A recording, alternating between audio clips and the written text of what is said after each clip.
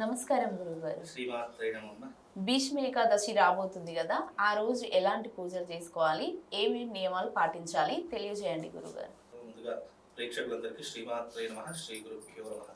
ఓం జ్ఞానినాం చేతాంసి దేవి భగవతి హిత బలాయ కృష్ణమోహాయ మహామాయ ప్రయశ్చతి. మనకు చాలా సందర్భాల్లో ఏకాదశి విష్ణుమూర్తికి అంకితం చేయబడినటువంటి రోజుగా గుర్తుపెట్టుకుంటూ ఉంటాం. అంటే ఏకాదశి వస్తేనే విష్ణుమూర్తికి చాలా ప్రీతికరమైనటువంటి రోజు అని అనుకుంటాం. కానీ శాస్త్రం నందు ధర్మమునందు ధర్మాచరణ ఎవరైతే పాటిస్తారో వాళ్ళకు కూడా ఒక ప్రత్యేకమైనటువంటి రోజుగా తీర్చిదిద్దుకున్నటువంటి రోజు భీష్మ ఏకాదశి. ఎందుకంటే భీష్ముడికి కూడా ఒక భీష్మ ఏకాదశి అని రావడం అనేటటువంటిది విష్ణుమూర్తి ఇచ్చినటువంటి వరం. అలాగే భీష్మాష్టమి నుంచి భీష్మ ఏకాదశి వరకు భీష్ముడు విష్ణు సహస్రనామ పారాయణాన్ని చేసినటువంటి గొప్పనైనటువంటి రోజుగా కూడా చెప్పుకుంటూ వస్తూ ఉంటారు. అలాగే ఈ భీష్మ ఏకాదశి రోజే తన శరీరం చాలించినటువంటి రోజుగా కూడా చెప్తూ ఉంటారు. అందుకే ఈ భీష్మ ఏకాదశి చాలా పరమ పవిత్రమైనటువంటి రోజుగా చెప్తూ ఉంటారు. అలాగే ఈ రోజున ఏం చేయాలంటే భీష్ముడికి తర్పణం చేయాలి. భీష్మ ఏకాదశి రోజున భీష్ముడికి నువ్వులతో తర్పణం చేస్తే గనక మనకు పుణ్యలోకాలు కలుగుతాయి. తల్లిదండ్రులు ఉన్నటువంటి వాళ్ళైనా సరే, లేనటువంటి వాళ్ళు సరే, ఎవరైనా సరే ఆ రోజున భీష్ముడికి తర్పణం చేయాలి. పితృదేవతలకు ఎలాగైతే తర్పణం చేస్తామో అలాగే భీష్ముడికి కూడా తర్పణం చేయాలని శాస్త్రవచనం. అలాగే భీష్ముడు ధర్మపరాయణుడు, ధర్మాన్ని ఆచరించినటువంటి వాళ్ళు భీష్మ పితామహుడు అని చెప్తూ ఉంటాము. ఆ భీష్మ పితామహుడు చాలా గొప్ప తత్వవేత్త అని కూడా చెప్పవచ్చు, చాలా తెలివిపరుడు అని కూడా చెప్పవచ్చు. భీష్ముడి దగ్గర నుంచి పంచపాండవులు ఎన్నో రకాలైనటువంటి ధర్మ సందేహాలను తెలుసుకున్నటువంటి వ్యక్తులలో పాండవులు కూడా ఒకరు అని చెప్పుకోవచ్చు. అంటే ఒకానొక సందర్భంలో భాగవతంలో మనకు కొన్ని సందర్భాల్లో భీష్ముడి దగ్గర నుంచి శ్రీకృష్ణ పరమాత్ముడు పాండవులను తీసుకుని వెళ్ళి భీష్ముడిని ఎన్నో రకాలుగా పరీక్షించారట. ధర్మ సందేహాలలో గాని, దాన ధర్మ విషయాలలో గాని, ఇలా అనేక సందర్భాల్లో భీష్ముడిని పరీక్ష పెట్టారు. ఆ భీష్ముడు తన యొక్క ధర్మ ప్రవృత్తిని మారకుండా అనేక విషయాలన్నీ కూడా పంచపాండవులకు తెలిపినటువంటి రోజుగా కూడా ఈ భీష్మ ఏకాదశిని పర్వదినంగా జరుపుకుంటూ ఉంటారు. అయితే ఈ రోజున భీష్మ ఏకాదశి రోజున శనిగ్రహ దోషాలు తొలగిపోవడానికి కూడా నువ్వులు దానం చేయడం గాని, నువ్వుల నూనెతో దీపం వెలిగించడం గాని, ఇలాంటివి చేయడం ద్వారా మనకున్నటువంటి శనిగ్రహ దోషాలు కూడా తొలగిపోతాయని శాస్త్రవచనం. అందుకే భీష్మ ఏకాదశి అనేటటువంటిది విష్ణు సహస్రనామ పారాయణం చేసుకోవడానికి, విష్ణుమూర్తిని ఆరాధన చేసుకోవడానికి, తిలతర్పణం చేయడానికి, ఇవన్నీ కూడా ఈ ఏకాదశి రోజున చేస్తే మనకు ఎన్నో రకాలైనటువంటి పుణ్య ఫలితాలు కలుగుతాయి.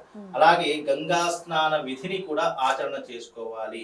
ఏకాదశి అంటేనే గనక మాఘమాసం మొత్తం కూడా పరమ పవిత్రమైనటువంటి రోజులుగా భావన చేసుకుంటాం. ఎందుకు పరమ పవిత్రమైనటువంటి రోజులు అని అంటే గనక ఈ మాసాన్ని శుభమాసము అని కూడా పిలుస్తూ ఉంటారు. అంటే శుభాన్ని కలిగించే మాసం, అదృష్టాన్ని కలిగించేటటువంటి మాసం. ఎందుకంటే జనవరి మొత్తం కూడా పుష్యమాసము, శుభముహూర్తాలు ఏమీ ఉండవు. ఏ దాంతో మనకు మాఘమాసం ప్రారంభమైతే శుభముహూర్తాలు ప్రారంభమవుతాయి. అదొకటి. రెండవ విషయం ఏంటి అంటే గనక ఈ మాఘమాసంలోనే వసంత పంచమి వస్తుంది, అలాగే భీష్మ ఏకాదశి వస్తుంది, రథసప్తమి వస్తుంది, స్కంద షష్ఠి వస్తుంది. ఇవన్నీ కూడా ఈ మాఘమాసంలో వచ్చేటటువంటి పర్వదినాలు. భగవంతుడు మనుషుల యొక్క జీవితాన్ని ఉద్ధరింపజేసుకోవడానికి, మనిషి తన యొక్క పాపాలను దూరం చేసుకోవడానికి ప్రతి ఒక్కరికి కూడా కొన్ని సమయ సందర్భాలు ఇస్తాడు. దానిని కాలయాపన చేయకుండా, ఈ యొక్క శరీరాన్ని ఐహిక భోగ సుఖాలకు అర్పితం చేయకుండా, ఇలాంటి పర్వదినాలు వచ్చినప్పుడు మనిషి తాను చేయవలసినటువంటి క్రతువులన్నీ చేయడం ద్వారా పాపాన్ని దూరం చేసుకుని పుణ్యాన్ని సంపాదించుకోవడానికి ఆస్కారంగా ఉంటుంది. అందులో ఈ భీష్మ ఏకాదశి ఒకటి. వసంత పంచమి వచ్చింది, సరస్వతీదేవి పుట్టినరోజు అని చెప్తూ ఉంటాము. అలాగే స్కంద షష్ఠి వచ్చింది, స్కందుడు పుట్టినటువంటి రోజుగా చెప్పుకుంటాము. రథసప్తమి వచ్చింది, సూర్య భగవానుడు ఆవిర్భవించినటువంటి రోజు అని చెప్పుకుంటాము. అలాగే ఈ మాఘమాసంలో మాఘ పౌర్ణిమ వస్తుంది, చాలా విశేషమైన రోజు అని చెప్పుకుంటాము. అందులో భీష్మ ఏకాదశి ఒకటి. భీష్మ ఏకాదశి రోజున కూడా ఆ భీష్మ పితామహుడు తన శరీరాన్ని చాలించినటువంటి రోజుగా కూడా చాలా మంది జరుపుకుంటారు. ఇప్పుడు మన ఇంట్లో ఎవరైనా గతించినటువంటి వాళ్ళకి మనం ఏం చేస్తాం? పిండ తర్పణం చేస్తాము, తర్పణాలు చేస్తాము, శ్రాద్ధ విధిని ఆచరిస్తాము. అలాగే భీష్మ పితామహుడు లోకానంతటికి కూడా గురువట, గురుస్థానంలో ఉన్నటువంటి గొప్పనైనటువంటి తత్వవేత్త కాబట్టి అతనికి కూడా ఈ భీష్మ ఏకాదశి రోజున తర్పణం చేయడం వల్ల మనకు పుణ్యము పురుషార్థంతో పాటు ఐహిక భోగ సుఖాలన్నీ కూడా కలుగుతాయి. ఆ రోజున నువ్వులు దానం చేస్తేనట శనిగ్రహ దోషాలు తొలగిపోతాయట. గంగా స్నాన విధిని ఆచరించడం వల్ల, అలాగే భీష్మ పితామహునికి తర్పణం దోసిట్లో నీళ్లు పోసుకొని ఆయన పేరు తలుచుకుంటూ తర్పణం చేయడం వల్ల కూడా మనకు అనేక రకాలైనటువంటి పుణ్య ప్రాప్తులు కలుగుతాయని శాస్త్రవచనం. అందుకే ఈ భీష్మ ఏకాదశిలో దానము ధర్మము చేయడం వల్ల మనిషి ఉత్తమ గతులకు ప్రాప్తి పొందుతాడు. ఎప్పుడైనా మీరు జీవితంలో గుర్తుపెట్టుకోండి, ఒక మనిషి పుణ్యాన్ని సంపాదించుకోవడానికి రెండు దారులు ఉన్నాయి, అంతకు మించి వేరే దారులు ఏమీ లేవు. ఒకటి దానము, రెండు గంగా స్నానం. ఇవి రెండు కూడా మనిషికి పుణ్యాన్ని తొందరగా సంపాదించుకోవడానికి చేయవలసినటువంటి క్రతువు. దానం చేసే గుణం ఉంటే ధనం ఆకర్షించబడుతుంది.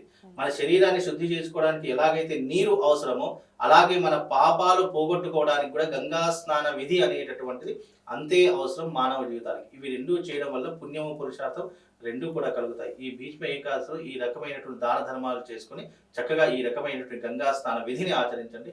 తప్పకుండా మీ జీవితం ఉద్ధరించబడుతుంది. భగవంతుడి యొక్క సంపూర్ణమైనటువంటి అనుగ్రహం కలుగుతుంది. ఏకాదశి కాబట్టి ఉపవాస దీక్ష కూడా చేసి విష్ణుమూర్తి యొక్క అనుగ్రహాన్ని సంపూర్ణంగా పొందండి. చాలా చక్కగా వివరించారు. ధన్యవాదాలు గురుగారు. శ్రీమాత్రే.